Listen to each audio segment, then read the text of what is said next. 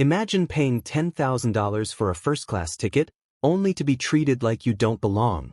That's exactly what happened to one of America's most powerful black CEOs on a luxury flight from New York to Los Angeles. Seconds after being humiliated in front of an entire cabin, she quietly made a single phone call. And what happened next left the entire crew jobless before the plane even landed. Before we take off into this shocking true story, smash that like button, drop a comment if you've ever faced discrimination while traveling, and subscribe with the notification bell on, because the twist at 35,000 feet will leave you absolutely speechless. The soft, muffled hum of engines filled the terminal at John F. Kennedy International Airport. Outside, the New York night glowed against the glass as passengers queued for Flight 782, a non-stop journey to Los Angeles. Among the first to arrive at the priority boarding gate was Dr. Maya Thompson, a woman whose presence turned heads long before anyone knew her name. At 42, Maya carried the quiet confidence of someone who had already climbed every mountain others said was impossible.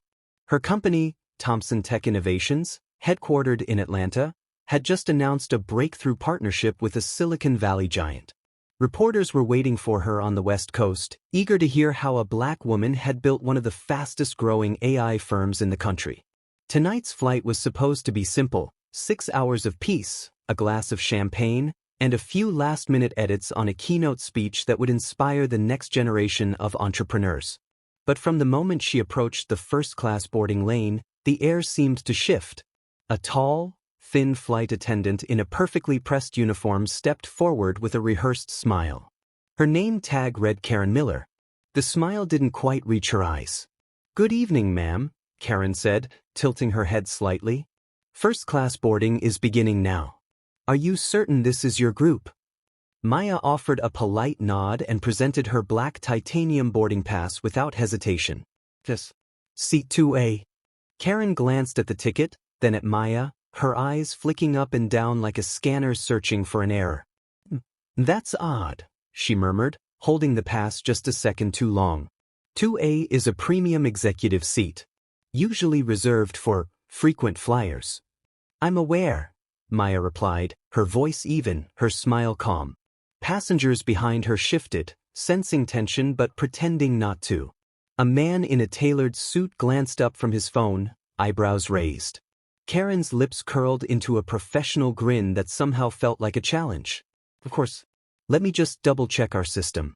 We wouldn't want any mix-ups." Maya's grip tightened on the handle of her carry-on, but she said nothing. Years of boardroom battles had taught her that silence can be its own form of power. Karen tapped the boarding scanner deliberately slowly, eyes never leaving Maya's face. A green light flashed immediately, confirming the ticket. "Oh," Karen said, almost disappointed. "It appears you're correct."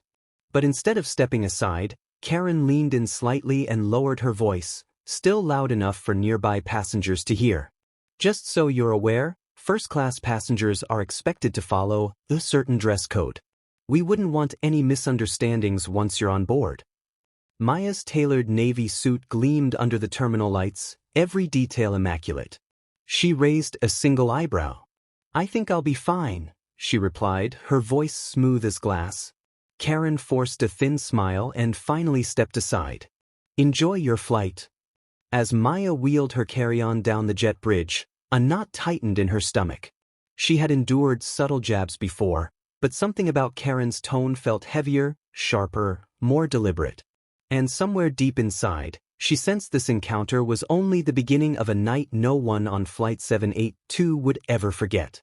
She rolled her carry-on down the jet bridge and stepped into the first-class cabin, the scent of leather and chilled air greeting her like a quiet challenge.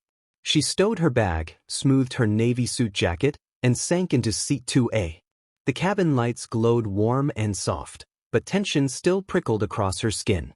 Barely a minute later, Karen Miller entered behind another passenger, tablet in hand. Her eyes locked on Maya as if the rest of the cabin didn't exist.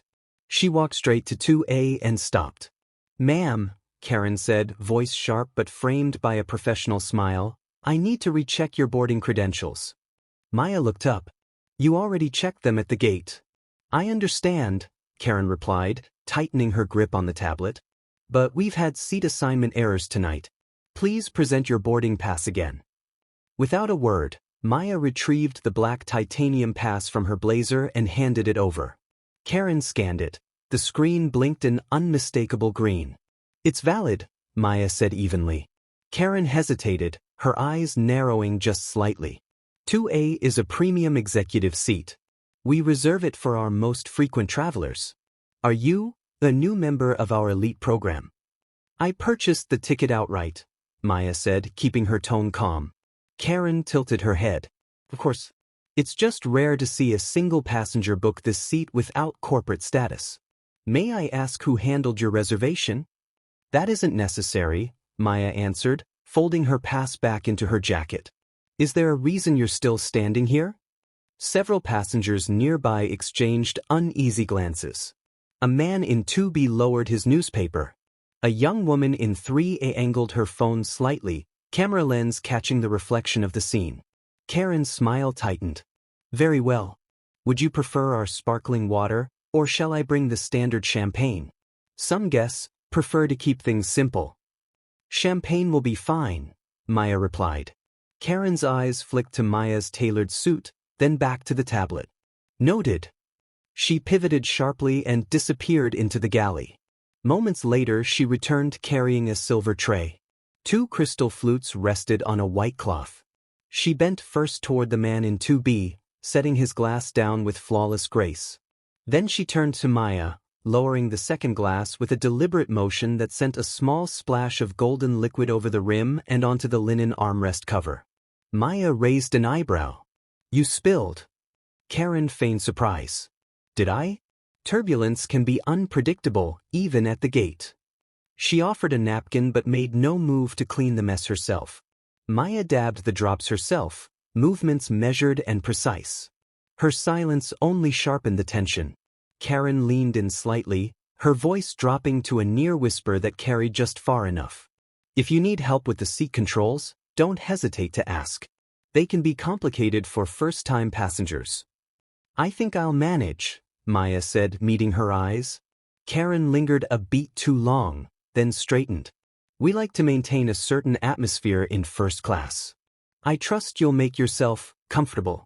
She turned to leave, but as she stepped away she murmured, low and pointed, some people will do anything for an upgrade. The words cut through the quiet like a blade. Several passengers froze, eyes widening. The young woman in 3A lowered her phone, the faint red record light still blinking. Maya's jaw tightened, but she kept her voice level. Is there a supervisor on this flight? Before Karen could respond, the overhead speaker crackled to life with the captain's voice, steady and urgent. Flight attendants, report to the cockpit immediately. Karen flinched, shot Maya a sharp glance, and hurried up the aisle toward the sealed cockpit door. Maya watched her disappear, the champagne flute still trembling slightly in its holder. Whatever was coming next would land harder than any turbulence. The cockpit door snapped shut behind Karen with a heavy metallic click. A hush fell over the cabin. Passengers shifted in their wide leather seats, sensing a problem but unsure of its shape. Dr. Maya Thompson sat perfectly still, her champagne untouched. The faint vibration of the idling engines carried through the floor as the jet prepared for pushback. Across the aisle, the businessman in 2B cleared his throat but said nothing. Minutes passed. Then the door opened. Karen stepped out first, her posture stiff, jaw tight. The captain, a broad-shouldered man with silver hair, followed her into the aisle. His eyes scanned the cabin before settling on Maya. Good evening, ma'am, he said, voice controlled but cold. Captain Harris. We're conducting a routine verification before departure. May I see your boarding pass and identification? Every head turned. Maya met his gaze without flinching. You may, she said, retrieving her documents and handing them over. He inspected the ticket, checked the ID, and tapped the screen on Karen's tablet. The green confirmation tone echoed through the quiet cabin. She's cleared, the captain said flatly, returning the items. Is there something else I should know? Karen hesitated, eyes darting between Maya and the captain. There were irregularities at boarding, she said carefully. I just want to ensure all premium passengers meet the That will be all, the captain cut in. His voice sharpened. Secure the cabin for takeoff. A flicker of annoyance crossed Karen's face, but she forced a smile. Of course, Captain. As he returned to the cockpit, Karen turned back to Maya. The smile vanished. Enjoy your flight, she said, the words tight as wire. Maya slid her ID back into her wallet and met Karen's stare. I intend to. Karen stepped closer, lowering her voice so only nearby passengers could hear. You may have a ticket, but first class is about fit, not just money. Some people never understand that. Before Maya could respond, a new voice cut through the tension. Excuse me, said the man in 2B, leaning forward. I heard what you just said, and that's unacceptable. Karen snapped her head toward him. Sir, please remain seated. This is a private discussion. It's not private if we can all hear you, he shot back. You've checked her ticket twice. Leave her alone. A young woman 2 rows back lifted her phone higher, the red recording light glowing. This is discrimination, she said loudly. I'm live streaming for everyone to see. Karen's cheeks flushed crimson. Put that phone down or I'll have you removed for interfering with crew operations. The woman didn't move. Go ahead. Maya kept her voice calm but firm. There's no need for threats. I'd like to speak with your supervisor after we land. Karen's eyes hardened. You can speak with anyone you like, if we land on time. Gasps rippled through the cabin. Did you just threaten a passenger? Another voice called from the rear of first class. Karen straightened, realizing too late how her words sounded. I meant if this disruption continues, we may be delayed. But the damage was done. Phones were out. Cameras flashed. Every word had been captured. The captain's voice returned over the speaker, sharper this time. Flight attendants, final cabin check. We are departing in 3 minutes. Karen forced a brittle smile. Enjoy the flight, she repeated, then spun on her heel and strode back toward the galley. Maya exhaled slowly. Around her, passengers whispered, phones still raised. The businessman leaned closer and murmured, I've got everything recorded. If you need a witness, I'm an attorney. Before Maya could reply, a chime sounded from her phone, a single text vibrating across the table. The screen glowed with 3 simple words, We're monitoring live. Maya looked up just as Karen reappeared at the curtain, her eyes narrowing at the sight of all the cameras pointed in her direction. Something behind that forced smile promised the confrontation was far from over. The cabin lights dimmed for takeoff, a soft amber glow settling over the polished wood panels and chrome accents of first class. Engines roared to full power as Flight 782 surged down the runway. Passengers gripped their armrests, seatbelts rattled under the strain. Dr. Maya Thompson remained motionless, eyes fixed on the dark window. The vibrations hummed through her bones, but her mind stayed razor-sharp. She felt the text in her pocket like a silent weapon. We're monitoring live. When the plane leveled off and the seatbelt sign pinged off, Karen reappeared. The curtain swished open with a snap. Her smile was back, polished and professional, but her eyes burned with barely contained rage. Dr. Thompson, she said smoothly, crouching to Maya's eye level. May I offer you a complimentary drink for the inconvenience earlier? Maya didn't blink. No, thank you. Karen tilted her head. Perhaps a meal then? We have a special seafood entree, very exclusive. No? Maya's voice cut clean through the hum of the engines. Karen's smile tightened. I see. Perhaps you'd prefer to speak with our operations manager when we land. Procedures like these can feel uncomfortable for first-time premium flyers. A soft murmur rippled through the cabin. A man in the 3rd row lowered his tablet and said, She already proved she belongs here. Drop it. Karen's head whipped toward him, her tone snapping like a whip. Sir, please mind your own travel experience. The businessman in 2B leaned forward. You should listen to him, he said firmly. You're one comment away from a lawsuit. Karen ignored them both and focused back on Maya. Ma'am, I need to ensure you're comfortable. Sometimes our high-profile guests require special documentation. Maya met her gaze, voice low but steady. The only documentation you need is the ticket you scanned twice. Karen's nostrils flared. Some passengers think money guarantees privilege. But there are standards for this cabin.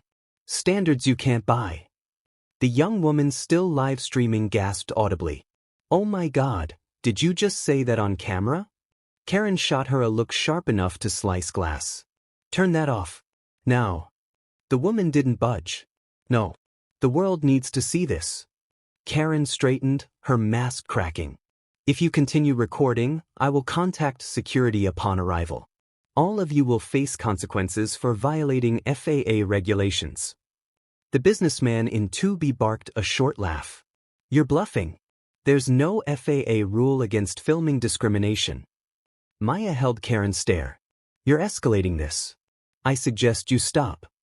Karen leaned in so close Maya could smell the faint trace of her perfume over the recycled air. Her whisper was sharp enough to pierce the engine noise.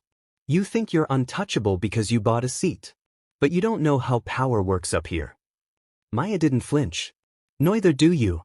A chime interrupted the standoff. The captain's voice filled the cabin. "Lead attendant, report to the cockpit immediately." Karen straightened, startled. "Copy," she said into her mic, then shot Maya one last venomous look before retreating behind the curtain. A shadow appeared in the aisle, a tall man in a charcoal suit stepping quietly from coach. His badge caught the low cabin light. Corporate security. Passengers froze. The man walked directly to Maya's seat, leaned down, and spoke in a low, deliberate tone. "Dr. Thompson," he said. "Your instructions?" Gasps rippled through the cabin as cameras swung toward them. Maya looked past him toward the closed cockpit door. Her answer would decide more than the fate of one flight attendant. She lifted her chin, eyes like polished steel. "Wait until we land," she said quietly. "Then make sure everyone is watching." The security agent nodded once and disappeared back through the curtain, leaving behind a silence so heavy it pressed against every heartbeat. Karen's voice crackled over the intercom a second later, tighter than before. "Ladies and gentlemen, we may experience unexpected changes to in-flight service." The entire cabin held its breath, waiting for the next move. And Maya knew the real turbulence hadn't even started. The seatbelt sign dinged back on, though the sky outside remained smooth and calm. A ripple of unease moved through first class as the engines deepened to a low, throaty hum. Passengers exchanged wary looks. Something was happening behind that locked cockpit door. Maya kept her posture steady, hands folded neatly on the tray table. Her phone rested face down, vibrating twice in quick succession. 2 new messages. 40 minutes. Proceed as planned. Her heartbeat quickened, but her expression never changed. The curtain at the front swished violently. Karen stormed back into the cabin, cheeks flushed, headset dangling. Gone was the forced smile. In its place was something sharper, more dangerous. "Dr. Thompson," she said, voice clipped and carrying across the cabin, "I've just spoken with the captain. He's authorized a reassignment of your seat for operational reasons. You'll need to move to business class immediately." Gasps shot through the rows. Maya raised an eyebrow. "You're removing me from a seat I purchased after verifying my ticket twice?" Karen crossed her arms. "For the safety and comfort of other passengers, yes. Please gather your belongings." The businessman in 2B leaned forward. "This is outrageous. She hasn't done anything." Karen's glare sliced toward him. "Sir, remain seated or you'll be reported as a disturbance." Maya slowly rose to her feet. The entire cabin seemed to hold its breath. "Let me be perfectly clear," she said, her voice calm but resonant. "You are making a discriminatory decision on record, in front of multiple witnesses and cameras." Several phones lifted higher. The young woman live streaming whispered into her mic. "She's trying to kick her out of first class. This is unbelievable." Karen's jaw tightened. "Recording passengers is not permitted." "Actually," interrupted the attorney in 2B, "it is permitted in a public space like this cabin. And I'm recording too." Karen's eyes flicked nervously toward the cockpit, then back to Maya. "If you don't comply, I will contact ground security to meet this flight on arrival." Maya took a measured breath. You already have. Karen froze. What? Maya tapped her phone.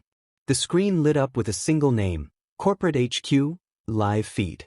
This entire incident is being monitored by your company's board of directors, she said evenly. Every word you've spoken since we boarded is recorded and transmitted in real time. A collective gasp swept through the cabin. Karen's face drained of color. That's impossible. Try me, Maya replied. Step aside. Karen faltered, but pride shoved her forward.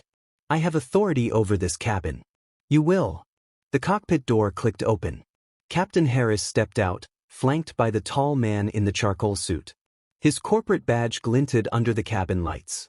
Ms. Green, the captain said, addressing Karen by name. His voice carried a sharp edge that silenced the entire cabin.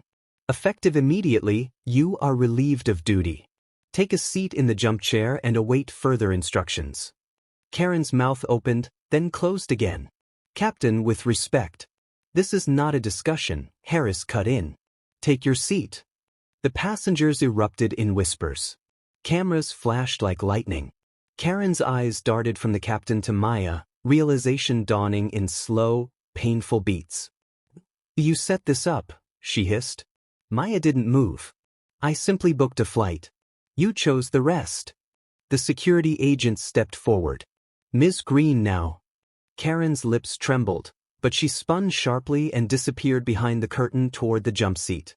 The captain faced Maya and gave a short, respectful nod. Dr. Thompson, our apologies for the unacceptable conduct.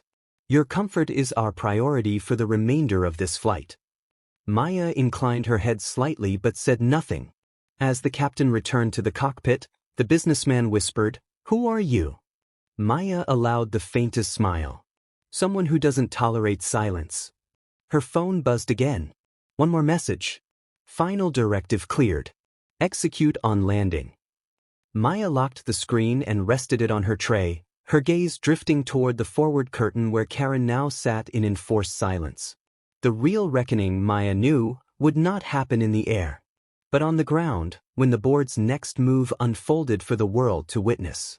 The captain's voice broke through the cabin speakers. Ladies and gentlemen, we've begun our initial descent into New York. Please fasten your seatbelts and prepare for landing. A buzz of anticipation rippled through first class. Passengers exchanged glances, phones still in hand, eyes flicking between Maya and the curtain jump seat where Karen sat rigid and silent. Maya unlocked her phone. A single notification waited. Ground team in position.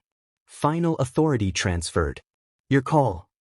Her thumb hovered over the reply icon. She could feel every heartbeat in the cabin, every camera waiting for her next move. The curtain rustled. Karen stepped forward, breaking the tense silence. Her face was pale but her voice carried a brittle defiance. Dr. Thompson, she said sharply, I hope you're satisfied. You've embarrassed the entire crew. But when we land, airline management will hear my side of this. Maya turned slowly to face her. You assume you still have a side to defend. Karen flinched. Excuse me? Maya rose to her feet, the quiet authority in her movement stopping Karen mid-breath. This isn't about embarrassment. It's about accountability. Karen crossed her arms. Accountability? For enforcing policy? For violating dignity, Maya countered. Her voice stayed calm, but each word landed like a gavel. You profiled a paying passenger, escalated a non-existent issue, and threatened those who recorded you. That's not policy. That's prejudice. Karen's lips parted, but no words emerged. The young woman live-streaming leaned into the aisle, her phone raised high. The world's hearing this live, she announced. Over 100,000 viewers and climbing. Karen's eyes darted to the phone, panic flickering across her face. Turn that off. I didn't mean. The businessman in 2B cut in sharply. Don't bother. The damage is done. The captain reappeared from the cockpit, his presence commanding instant silence. Cabin crew, remain seated for landing, he ordered. Then, turning to Karen, you are not to address passengers again.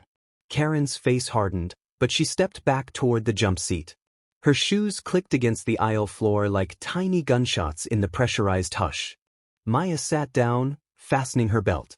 Outside the window, the city lights of New York glittered against the dark Atlantic.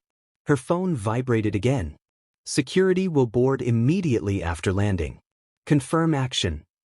Maya typed a single word, execute. The reply came instantly. Understood. The landing gear thudded down. The plane shuddered as it touched the runway, tires screaming against asphalt. Passengers gripped their armrests.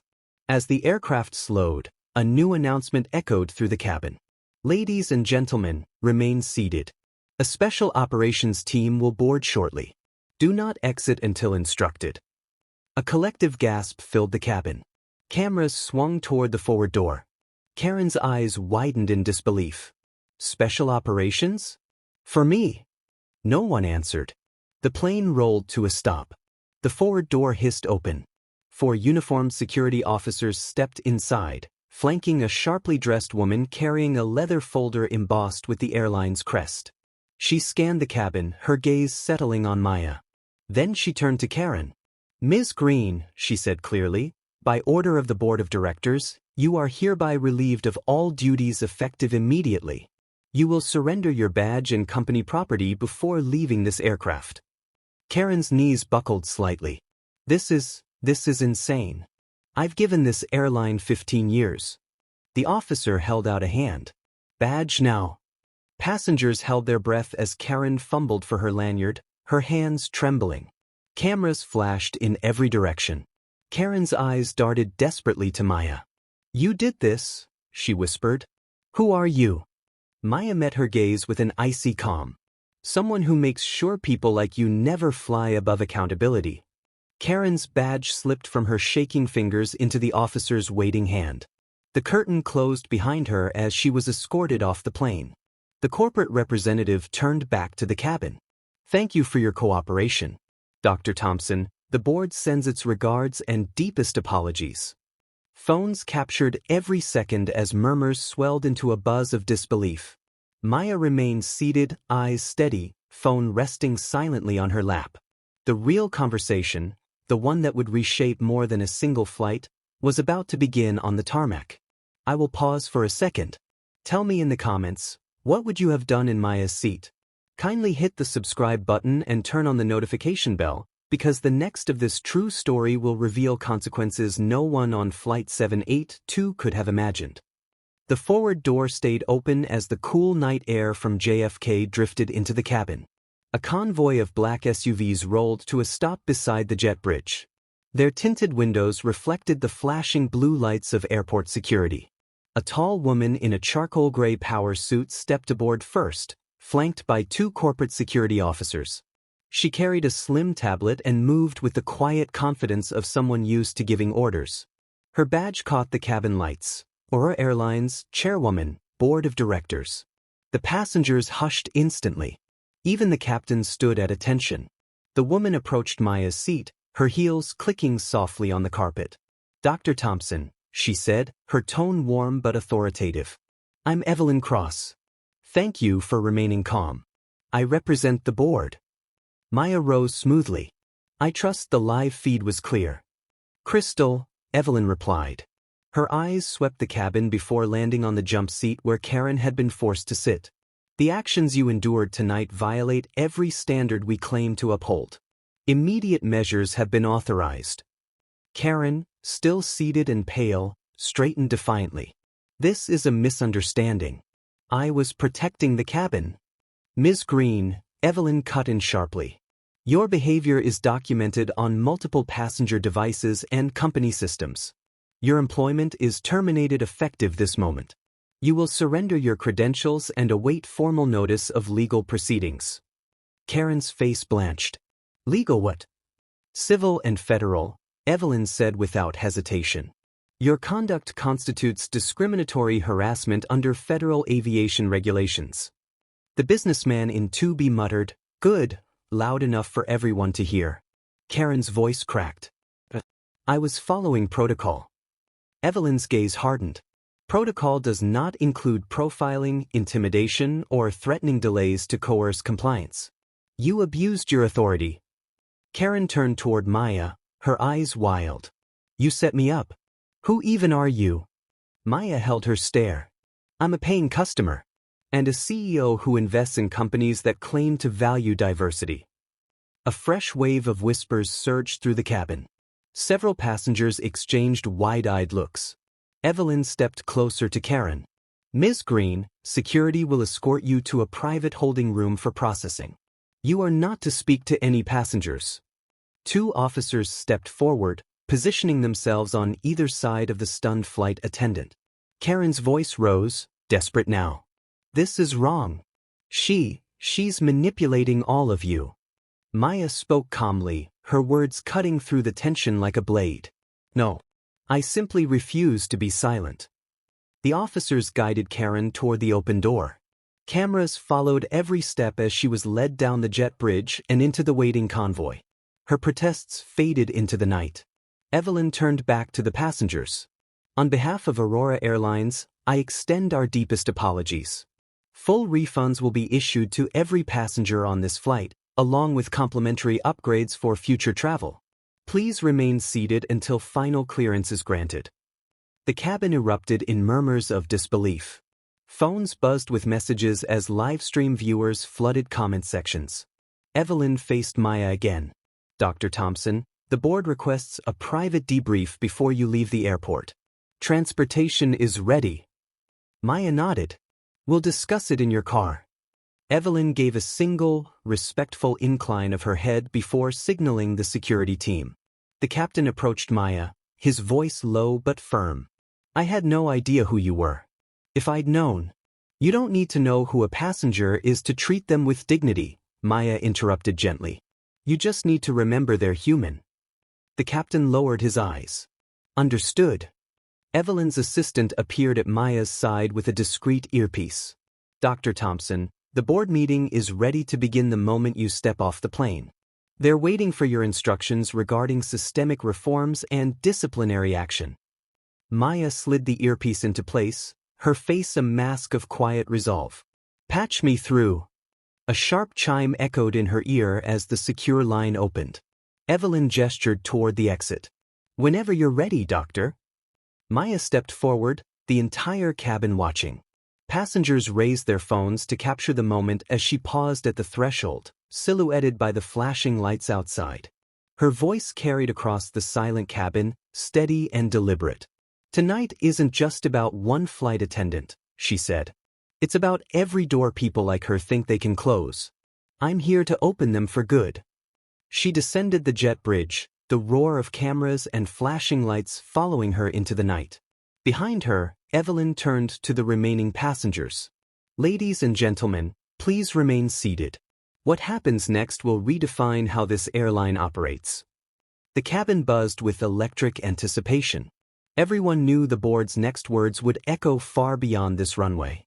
But no one could predict just how far Dr. Maya Thompson was prepared to take her fight. Outside on the tarmac, the humid New York night pulsed with flashing lights. Black SUVs idled beside the jet bridge, their engines humming in a synchronized growl. Security officers guided Maya down the steel ramp and into the lead vehicle, cameras from nearby terminals snapping like a storm of sparks. Inside the SUV, the air smelled of leather and sharp cologne. Evelyn slid in beside her, tablet glowing with live feeds from news outlets already running the story. The board is assembled in the executive suite, she said. They're waiting for your decision on immediate disciplinary action, but they also want to discuss broader reforms. We need your directive before we face the press. Maya fastened her seatbelt. Take me to them. The convoy sped across the service roads toward a private terminal. Airport workers stopped and stared as the motorcade passed. Within minutes they arrived at a sleek glass building. A private elevator whisked Maya and Evelyn to the top floor. As the doors opened, a wall of board members stood waiting around a polished obsidian conference table. Cameras blinked from ceiling mounts, streaming to legal teams and public relations offices around the world. The chairman, a stern man in a midnight suit, stepped forward. Dr. Thompson, he began, on behalf of Aurora Airlines, I offer our sincerest apologies. The employee has been terminated. Compensation for all passengers is underway. But we understand you seek more than a single firing. Maya met his gaze without flinching. This isn't about one person. This is about a culture that allowed her to believe she could act without consequence. How many complaints have been buried before tonight? The room shifted uncomfortably. A woman from legal cleared her throat. We are aware of several unresolved incidents. Then here are my terms, Maya said, her voice slicing through the air. Public acknowledgement of systemic discrimination. Mandatory bias training for every employee, from executives to gate agents. And a permanent oversight committee with real authority to enforce change. The chairman exhaled slowly. Those demands are extensive. Implementation will be costly. Not as costly as silence, Maya replied. She turned slightly toward the wall-mounted screens showing live social feeds. Millions of viewers still tuned in, hashtags exploding in real time. The world is watching. You don't have a choice. A murmur of agreement rippled through the board. Evelyn folded her arms, eyes sharp.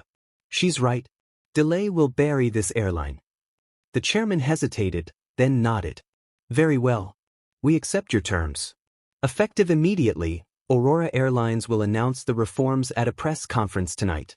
We request that you stand with us publicly. Maya's expression remained unreadable. I'll stand, but only if you commit to transparency. Full release of disciplinary records. No hidden settlements. The chairman stiffened. That could expose us to litigation. Exactly, Maya said. Accountability isn't painless. Silence thickened until Evelyn finally spoke.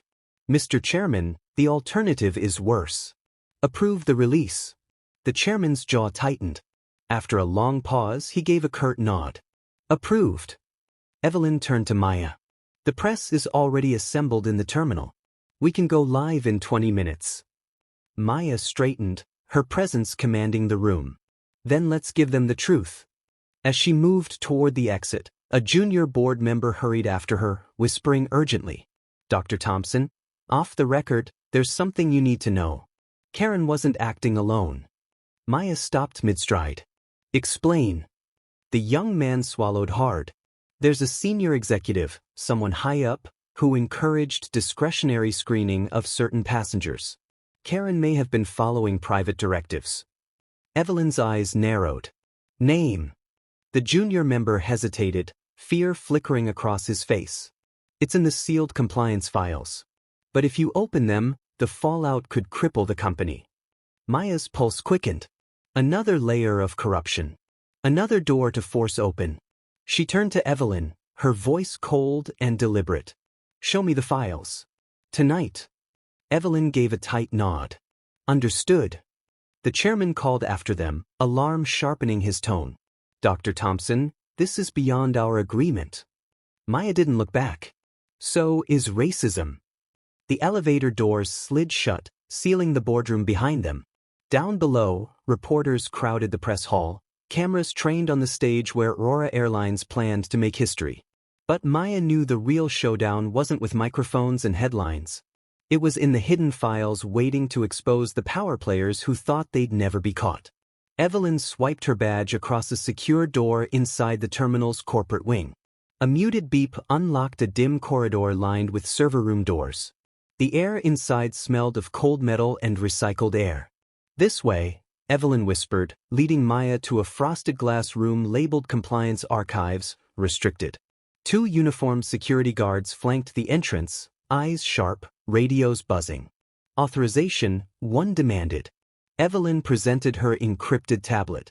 Executive override. Emergency audit, signed by the chairman. The guard scanned the code, frowning. After a tense pause, the door clicked open. Inside, rows of sleek black servers hummed softly. Screens glowed with encrypted data streams, pulsing like a heartbeat. Evelyn moved quickly, fingers flying across a console. These drives contain every internal complaint, every suppressed investigation, she explained. If the directives exist, they're buried in here. Maya stood beside her, watching lines of code race across the screen. Search by Karen's employee ID. Cross-reference with discretionary screening. The system word. A progress bar crawled forward. Match found. Internal Directive Memo 17B. Evelyn opened the file. A scanned memo filled the screen, stamped confidential in crimson. The header made Maya's stomach tighten. From Senior VP of Passenger Operations, Martin Keller. To Regional First Class Service Managers. Subject: Enhanced Discretionary Screening Guidelines. The text was damning. Ensure premium cabin comfort by selectively evaluating passengers who may not align with expected first-class profiles. Staff discretion advised. Minimize visibility. No written records. Maya's hands clenched into fists. They built racism into policy.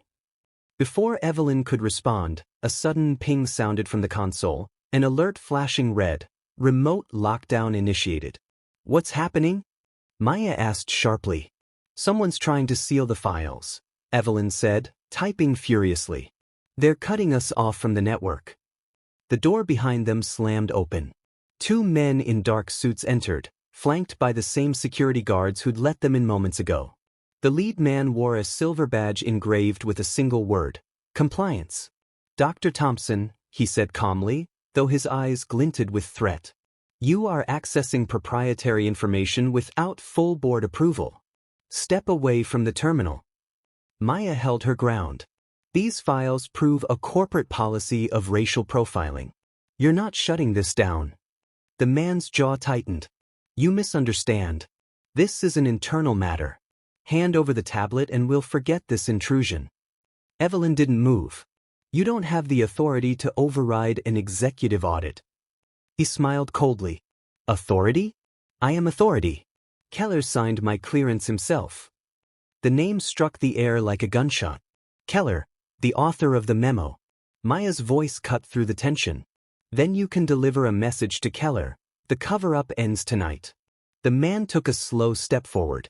If you release those files, you'll trigger lawsuits, stock crashes, federal investigations. You'll destroy careers, including your own airline partnerships. Is that worth it? Maya leaned closer, her eyes locked on his.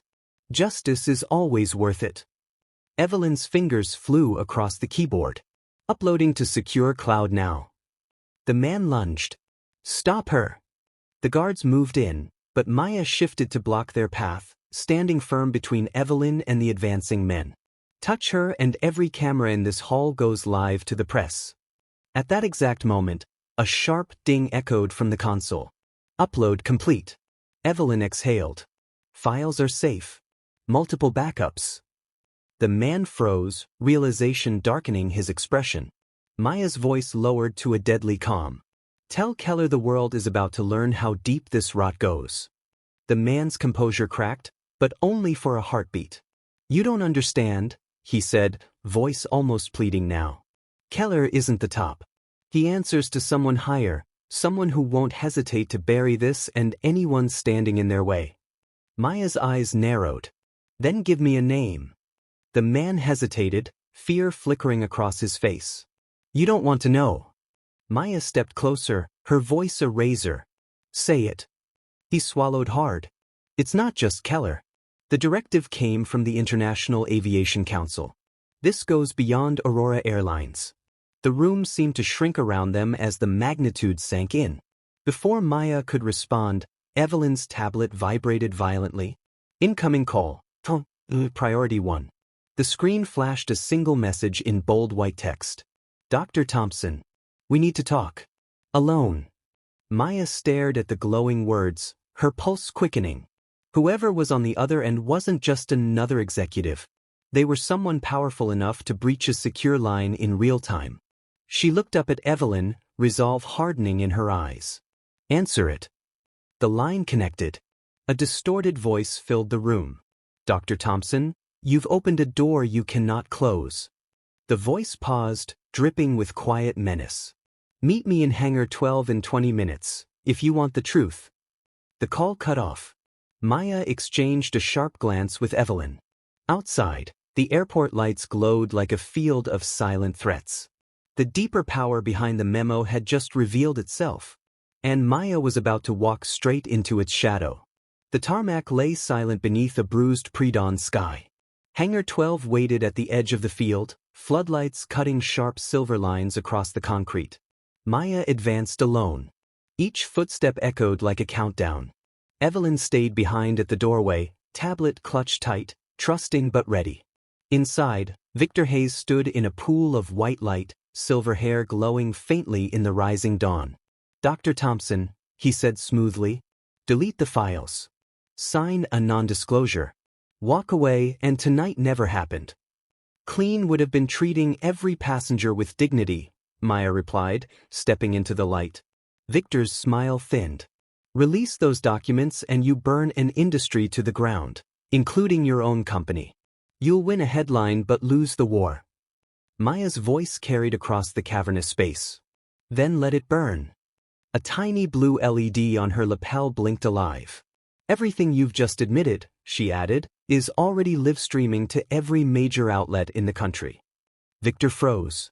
Far across the airfield, the moan of approaching sirens swelled into a wail. "You can't stop this," Maya said. "Not anymore." The hangar doors began to roll open, letting in the first strike of sunlight. Security vehicles streaked across the runway like bolts of white light. News helicopters hovered above, cameras already fixed on the scene.